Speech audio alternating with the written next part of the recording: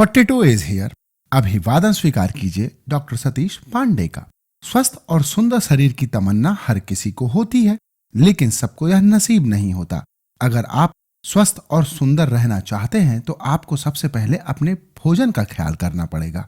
ऐसे खाद्य पदार्थों को त्यागना पड़ेगा जिनसे आपको फायदे की जगह नुकसान हो। साथ ही भोजन करने के तरीके पर भी आपको विशेष ध्यान देना पड़ेगा। तो कैसे चुनें स्वास्थ्यवर्धक आहार, यही है इस वीडियो का विषय, जिससे आप जानेंगे एंटी डाइट क्या होती है। इसके अलावा और भी बहुत कुछ है इस वीडियो में आपकी जानकारी के लिए।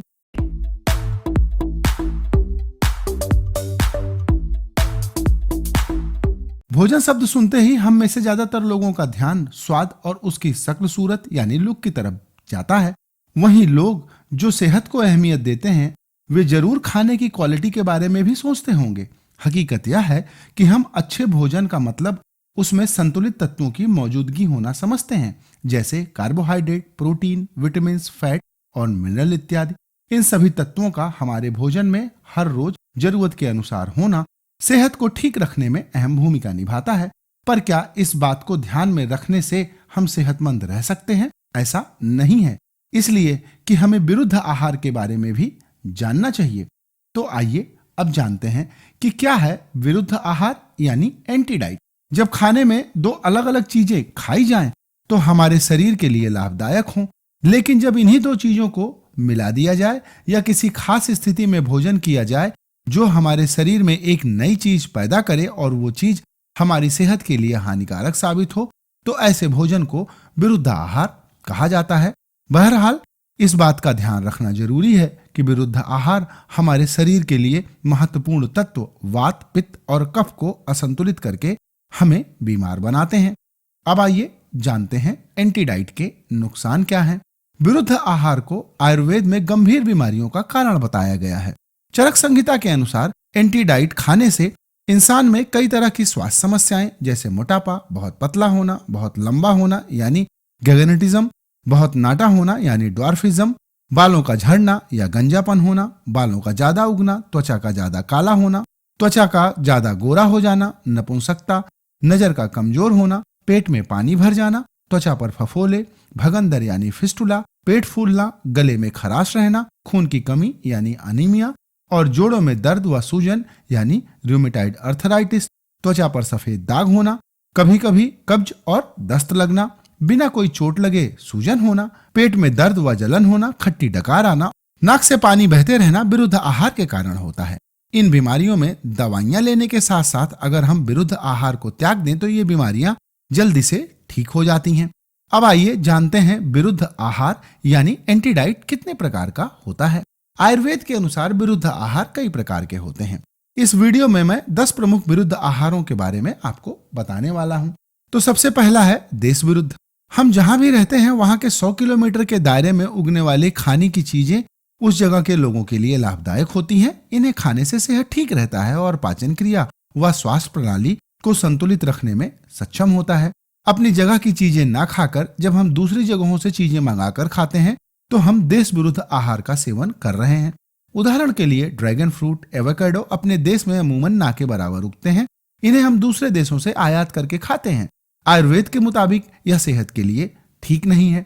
इसके अलावा देश विरुद्ध में कुछ और परिस्थितियां भी आती हैं, जैसे गर्म और सूखे स्थान यानी रेगिस्तानी जगहों पर गर्म और सूखा भोजन ही ग्रहण करना, यह भी एक देश विरुद्ध का प्रकार है। कश्मीर जैसे ठंडे या केरल जैसे पानी वाले प्रदेशों में ठंडे पदार्थों का सेवन करना हमारे शरीर को बीमार बना सकता है। इसके बाद नाम आता है काल विरुद्ध का। जो चीजें यानी सब्जियां व फल जिस मौसम में आते हैं कुदरत के अनुसार वह हमारी सेहत को संतुलित करते हैं। इनमें केमिकल द्वारा कच्चे फलों व सब्जियों को उनके पकने के मौसम से पहले ही पका देना या किसी मौसमी फल या सब्जी को डीप फ्रीज करके या प्रिजर्वेटिव डालकर दूसरे मौसम में इस्तेमाल करना काल विरुद्ध कहलाता है। इसके बाद अगला नंबर है अग्नि विरुद्ध का। आजकल हम भोजन के स्वाद या उसकी सुगंध को ही संकेत मानते हैं, लेकिन यह गलत है। ज्यादा भूख लगने पर हल्का भोजन करना और कम भूख लगने पर ज्यादा या भारी भोजन करना अग्नि विरुद्ध होता है।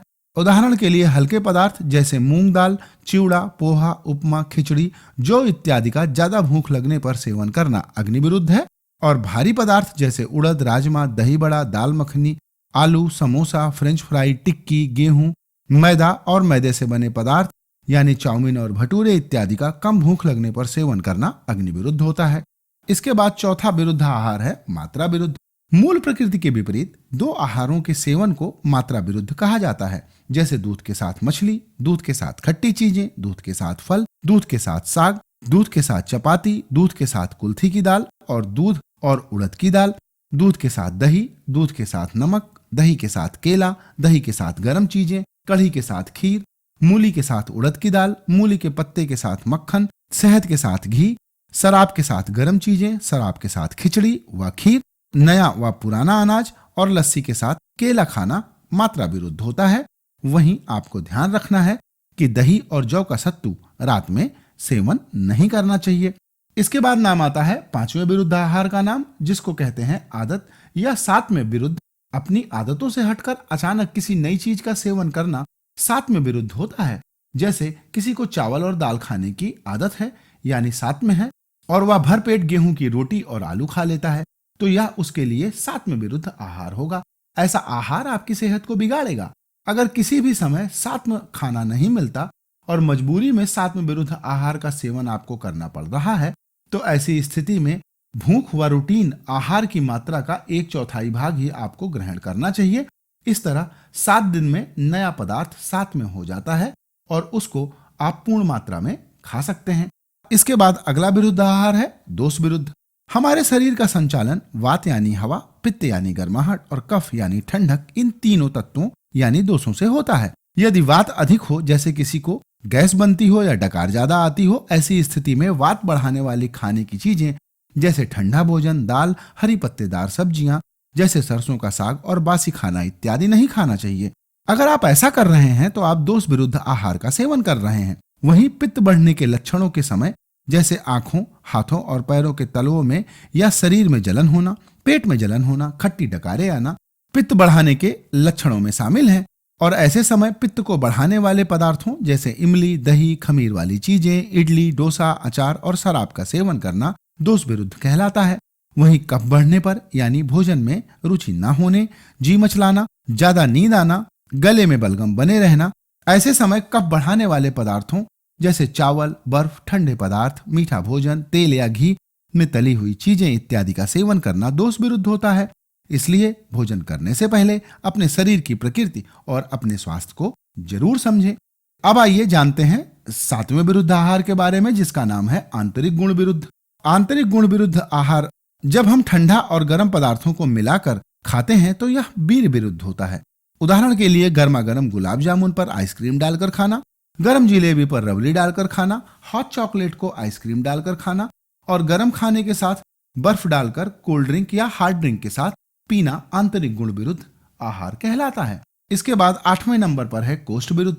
जिनको ज्यादा कब्ज रहती है, ऐसे लोगों की एलिमेंट्री कैनाल को हार्ड एलिमेंट्री कैनाल कहा जाता है। ये लोग यदि कम मात्रा में भोजन करें, रूखा भोजन करें या ठंडा भोजन करें तो वह उनके आंतों के लिए कोष्ठ विरुद्ध होगा या उन्हें बीमार बना सकता है। ऐसे लोगों को रेशेदार सब्जियां और फल, फाइबर यानी इसबगोल इत्यादि ज्यादा मात्रा में खाना चाहिए। उन्हें गर्म खाने की चीजें खानी चाहिए। इसके विपरीत मृदुकोष्ठ यानी जिनकी आंतों में पेरिस्टालिक मूवमेंट ज्यादा होता है या जिन लोगों को भोजन करने के बाद हर बार सोच जाना पड़ता है, ऐसे लोग अगर ज्यादा मात्रा में भोजन करें, बहुत चिकनाहट वाला भोजन करें या बहुत गर्म पदार्थ खाएं तो यह उनकी आंतों के विरुद्ध होगा और इसे कोष्ठ विरुद्ध कहा जाएगा। अब आइए बात करते हैं अगले विरुद्ध आहार के बारे में, जो है अवस्था विरुद्ध। शारीरिक कार्य के अनुसार भोजन करना चाहिए।